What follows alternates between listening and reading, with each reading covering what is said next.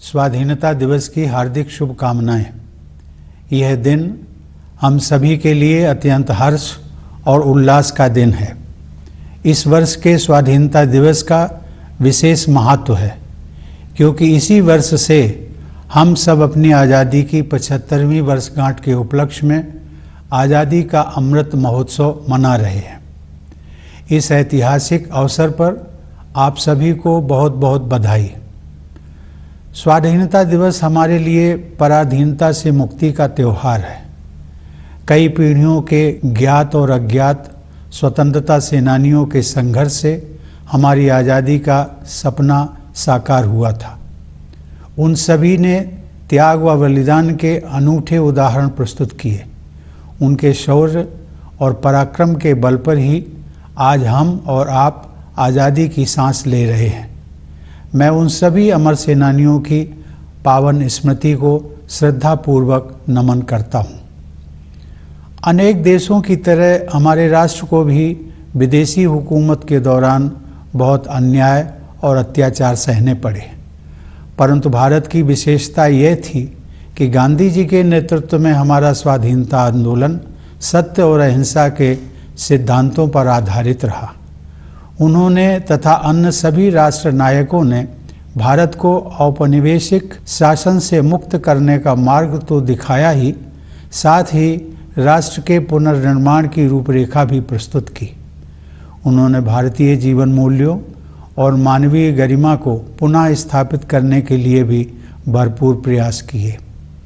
अपने गणतंत्र की विगत 75 वर्षों की यात्रा पर जब हम नज़र डालते हैं तो हमें यह गर्व होता है कि हमने प्रगति पथ पर काफ़ी लंबी दूरी तय कर ली है।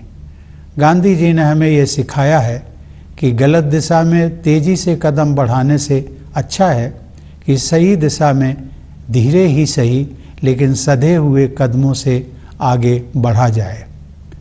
अनेक परंपराओं से समृद्ध भारत के सबसे बड़े और जीवंत लोकतंत्र की अद्भुत सफलता को विश्व समुदाय सम्मान के साथ देखता है। प्यारे देशवासियों, हाल ही में संपन्न टोक्यो ओलंपिक में हमारे खिलाड़ियों ने अपने शानदार प्रदर्शन से देश का गौरव बढ़ाया है।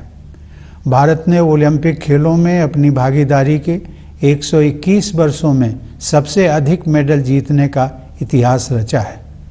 हमारी बेटियों ने अनेक बाधाओं को पार करते हुए खेल के मैदानों में विश्व स्तर की उत्कृष्टता हासिल की है।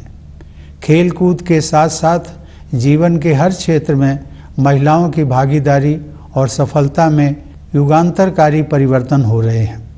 उच्च शिक्षण संस्थानों से लेकर सशस्त्र बलों तक, प्रयोगशालाओं से लेकर खेल के मैदानों तक हमारी बेटियां अपनी अलग पहचान बना रही हैं। बेटियों की इस सफलता में मुझे भविष्य के विकसित भारत की झलक दिखाई देती है।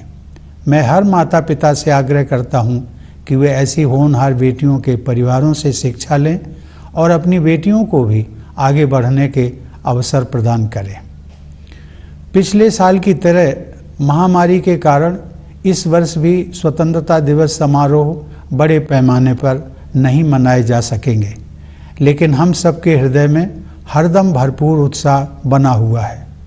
हालांकि महामारी की तीव्रता में कमी आई है, लेकिन कोरोना वायरस का प्रभाव अभी समाप्त नहीं हुआ है।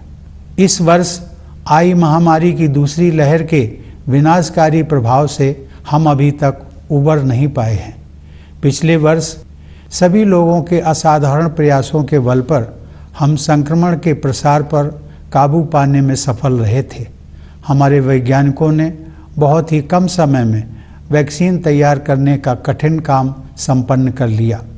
इसलिए इस वर्ष के आरंभ में हम सब विश्वास से भरे हुए थे क्योंकि हमने इतिहास का सबसे बड़ा टीकाकरण अभियान शुरू कर दिया था। फिर भी कोरोना वायरस के नए रूपों और अन्य अप्रत्याशित कारणों के परिणाम स्वरूप हमें दूसरी लहर का भयावह प्रकोप झेलना पड़ा। मुझे इस बात का गहरा दुख है कि दूसरी लहर में बहुतेरे लोगों की प्राण रक्षा नहीं की जा सकी और बहुत से लोगों को भारी कष्ट सहने पड़े। यह अभूतपूर्व संकट का समय था। मैं पूरे देश की ओर से आप सभी पीड़ित परिवारों के दुख में बराबर का भागीदार हूँ। यह वायरस एक अदृश्य व शक्तिशाली शत्रु है जिसका विज्ञान द्वारा सराहनीय गति के साथ सामना किया जा रहा है। हमें इस बात का संतोष है कि इस महामारी में हमने जितने लोगों की जानें गंवाई हैं उससे अधिक लोगों की प्राण रक्षा कर सके हैं। एक बार फिर हम अपने सामूहिक संकल्प के बल पर ही दूसरी लहर में कमी देख पा रहे हैं। हर तरह के जोखिम उठाते हुए हमारे डॉक्टरों, नर्सों, स्वास्थ्यकर्मियों, प्रशासकों और अन्य कोरोना योद्धाओं के प्रयासों से कोरोना की दूसरी लहर पर काबू पाया जा रहा है। कोविड की दूसरी लहर से हमारी सार्वजनिक स्वास्थ्य सेवाओं के बुनियादी ढांचे पर बहुत दबाव पड़ा है। सच तो यह है कि विकसित अर्थव्यवस्थाओं समेत किसी भी देश का बुनियादी ढांचा इस विकराल संकट का सामना करने में समर्थ सिद्ध नहीं हुआ। हमने स्वास्थ्य व्यवस्था को मजबूत बनाने के लिए युद्ध स्तर पर प्रयास किए। देश के नेतृत्व ने इस चुनौती का डटकर सामना किया। केंद्र सरकार के प्रयासों के साथ साथ राज्य सरकारों, निजी क्षेत्र की स्वास्थ्य सुविधाओं, गैर सरकारी संगठनों तथा अन्य समूहों ने सक्रिय योगदान किया। इस असाधारण अभियान में कई देशों ने उदारता से अनिवार्य वस्तुएं उसी तरह साझा की जैसे भारत ने बहुत से देशों को दवाइयाँ, उपकरण और वैक्सीन उपलब्ध कराई थी। इस सहायता के लिए मैं विश्व समुदाय का आभार प्रकट करता हूँ। इन सभी प्रयासों के परिणाम स्वरूप काफ़ी हद तक सामान्य स्थिति बहाल हो गई है और अब हमारे अधिकांश देशवासी राहत की सांस ले रहे हैं। अब तक के अनुभव से यही सीख मिली है कि अभी हम सबको लगातार सावधानी बरतने की ज़रूरत है। इस समय वैक्सीन हम सबके लिए विज्ञान द्वारा सुलभ कराया गया सर्वोत्तम सुरक्षा कवच है। हमारे देश में चल रहे विश्व के सबसे बड़े टीकाकरण अभियान के तहत अब तक 50 करोड़ से अधिक देशवासियों को वैक्सीन लग चुकी है। तो आप सीधे